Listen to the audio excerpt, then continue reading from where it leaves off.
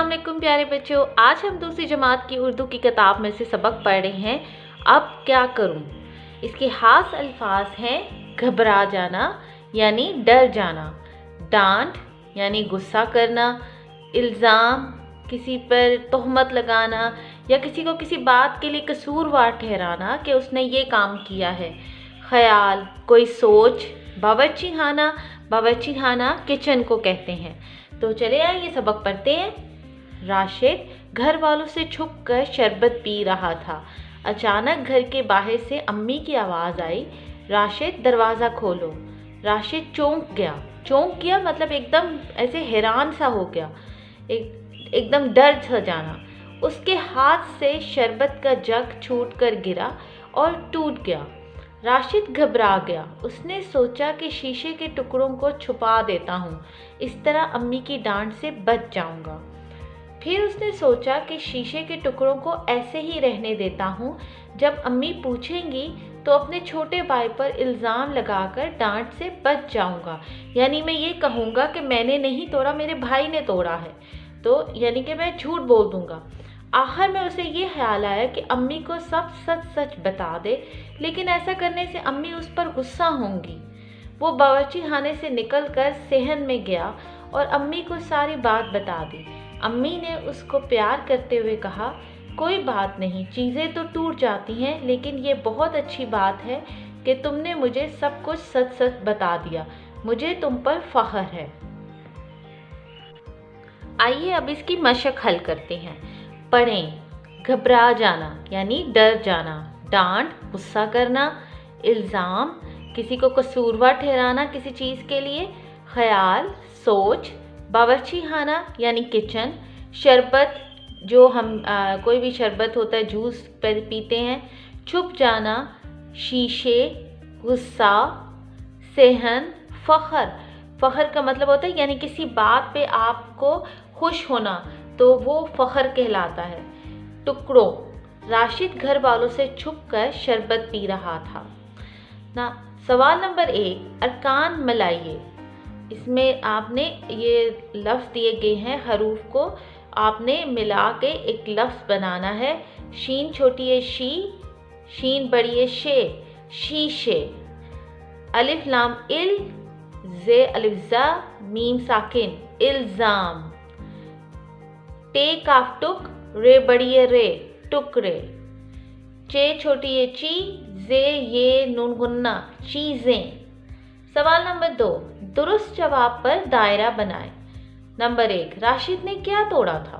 प्याली, गिलास, जग। राशिद ने जग तोड़ा था। नंबर 2, वो छुपकर क्या पी रहा था? शरबत, चाय, दवा। शरबत, वो छुपकर शरबत पी रहा था। नंबर 3, राशिद ने क्या फैसला किया? सच बोलने का, छुप जाने का, भाई पर इल्ज़ाम लगाने का। राशिद ने आखिर में ये फैसला किया कि उसे सच बोलना चाहिए, तो हम सच बोलने का पे दायरा लगा रहे हैं। नंबर 4, राशिद ने किसे सारी बात बताई? बहन को, अम्मी को, अब्बू को। उसने अम्मी को सारी बात बताई।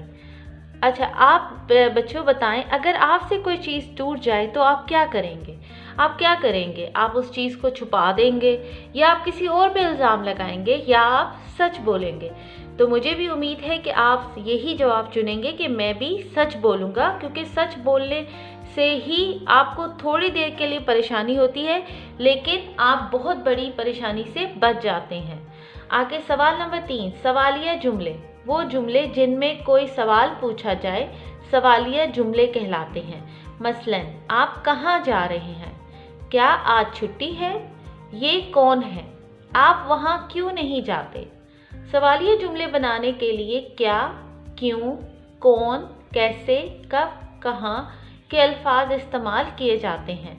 हर सवालिया जुमले के आखिर में सवालिया निशान लगाना ज़रूरी है। आइए अब इसके कुछ मिसालें पढ़ते हैं।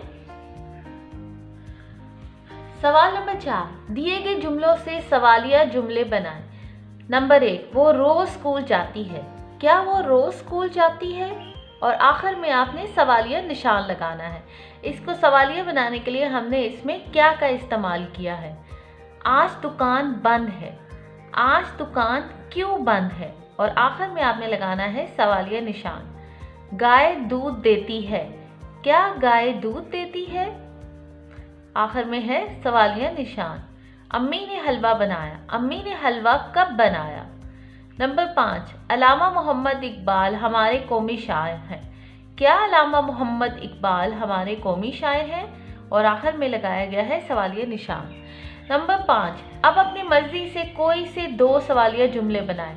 क्या आपने अपना काम ख़त्म कर लिया है, या आप ये लिख सकते हैं आप कहाँ जा रहे हैं। तो प्यारे बच्चों, आज हमने एक कहानी पढ़ी है जिसमें हमने सीखा है कि अगर हमसे कोई चीज़ गलत हो जाए तो हमें उस चीज़ को छुपाना नहीं चाहिए, हमें अपनी गलती को फ़ौरन मान लेना चाहिए और फ़ौरन सच बोलना चाहिए, क्योंकि सच बोलने से ही आप जो है बड़े परेशानी से बच सकते हैं। आप भी मुझे कमेंट सेक्शन में कमेंट करके बताएं कि अगर आपके साथ ऐसा हो तो आप क्या करेंगे। अपना बहुत सा ख्याल रखें। अल्लाह हाफ़िज़।